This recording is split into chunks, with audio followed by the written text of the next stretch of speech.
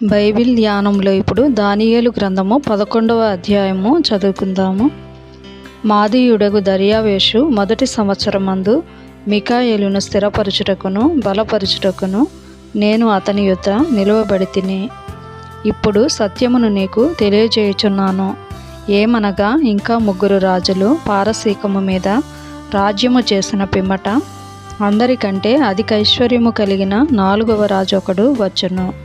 అతడు తనకున్న సంపత్తు చేత బలవంతుడై అందరినీ గ్రేకేయుల రాజ్యమునకు విరోధముగా రేపును.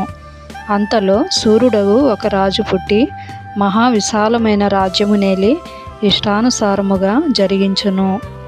అతడు రాజైన తరువాత అతని రాజ్యము శిథిలమై ఆకాశపు నలుదిక్కులా విభాగింపబడును.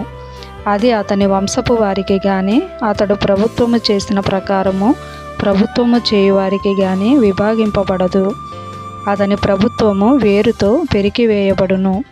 అతని వంశపు వారు దానిని పొందరు గాని అన్యులు పొందుదురు. అయితే దక్షిణ దేశపు రాజును అతని అధిపతులలో ఒకడును బలము పొందెదరు. అతడు ఇతని కంటే గొప్పవాడై ఏలును. అతని ప్రభుత్వము గొప్ప ప్రభుత్వమగును. కొన్ని సంవత్సరములైన పిమ్మట వారు ఉభయులు కూడుకొనెదరు.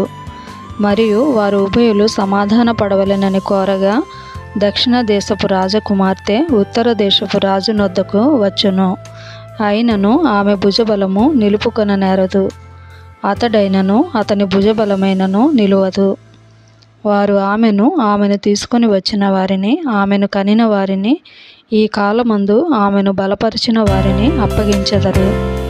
అతనికి బదులుగా ఆమె వంశములో ఒకడు సేనకు అధిపతి అయి ఉత్తర దేశపు రాజు కోటలో జొరబడి ఇష్టానుసారముగా జరిగించుచు వారిని గెలుచును.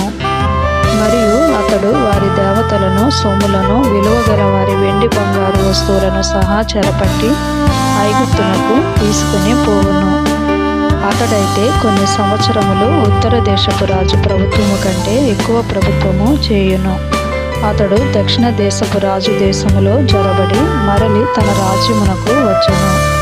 అతని కుమారులు యుద్ధము చేయబోని మహాసైన్యముల సమూహమును సమకూర్చుకొందురు. అతడు వచ్చి ఏరువలె ప్రవహించి ఉప్పొంగును. యుద్ధము చేయబోని కోట వెనుక వచ్చును. అంతలో దక్షిణ దేశపు రాజు అత్యుగ్రుడై బయలుదేరి ఉత్తర దేశపు రాజుతో యుద్ధము జరిగించును. ఉత్తర దేశపు రాజు గొప్ప సైన్యమును సమకూర్చుకొనినను అది ఓడిపోవును. ఆ గొప్ప సైన్యము ఓడిపోయినందున దక్షిణ దేశపు రాజు మనస్సున అతిశయపడును. వేల కొలది సైనికులను హతము చేసినను అతనికి జయము కానేరదు. ఏలయనగా ఉత్తర దేశపు రాజు మొదటి సైన్యము కంటే ఇంకా గొప్ప సైన్యమును సమకూర్చుకొని మరల వచ్చును.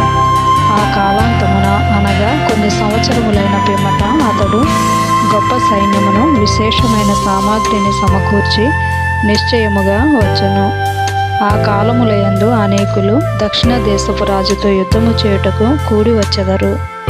నీ జనములోని బందిపోటు దొంగలు దర్శనమును రుజువుపరచునట్లు కూడుదురు గాని నిలువలేక కూలుదురు. అంతలో ఉత్తర దేశపు రాజు వచ్చి ముట్టడి దెబ్బ వేయును. దక్షిణ దేశపు రాజు యొక్క బలము నిలువలేకపోయినందునను అతడు ఏర్పరచుకొనిన జనము దృఢ శౌర్యము పొందకపోయినందునను ఉత్తర దేశపు రాజు ప్రాకారములు గల పట్టణమును పట్టుకొనును. వచ్చిన వానికి ఎదురుగా ఎవరునూ నిలవలేకపోయినందున తనకిష్టము వచ్చినట్టు అతడు జరిగించును గనుక ఆనందము గల దేశములో అతడుండగా అది అతని బలము వలన పాడైపోవును.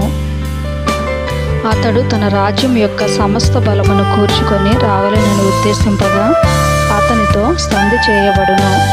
ఏమనగా నశింపచేయవచ్చునని ఒక కుమార్తెను అతనికిచ్చెదరు. అయితే ఆమె సమ్మతింపక అతని కలిసి కొనదు. అతడు ద్వీపముల జనముల తట్టు తన మనస్సును త్రిప్పుకొని అనేకులను పట్టుకొనును. అయితే అతని వలన కలిగిన అవమానమును ఒక అధికారి నివారణ చేయును.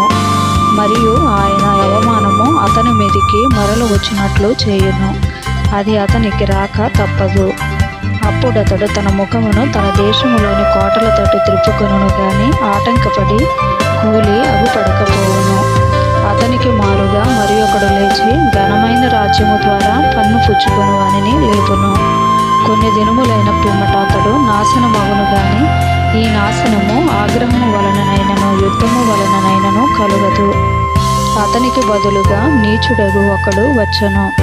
అతనికి రాజ్యఘనత నీయరు గాని నెమ్మది కాలమందు అతడు వచ్చి ఇచ్చకపు మాటల చేత రాజ్యమును అపహరించును. ప్రవాహము వంటి బలము అతని ఎదుట నుండి వారిని కొట్టుకుని పోవుట వలన వారు నాశనమగుదురు. సంధి చేసిన అధిపతి సహా నాశనమగును.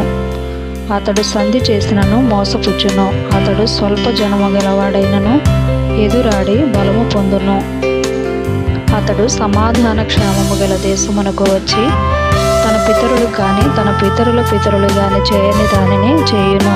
ఏదనగా అచ్చట ఆస్తిని దోపుడు సొమ్మును ధనమును విభజించి తన వారికి పంచిపెట్టును. అంతటా కొంతకాలము ప్రాకారములను పట్టుకొనుటకు కుట్ర చేయును.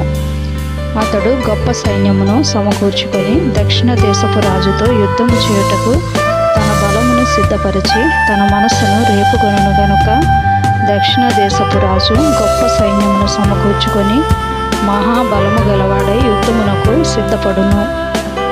అతడు దక్షిణ దేశపు రాజునకు విరోధమైన ఉపాయములు చేయనుద్దేశించినందున ఆ రాజు నిలవలేకపోవును. ఏమనగా అతని భోజనమును భుజించువారు అతని పాడు చేసెదరు మరియు అతని సైన్యము ఓడిపోవును గనుక అనేకులు హతులవుదురు.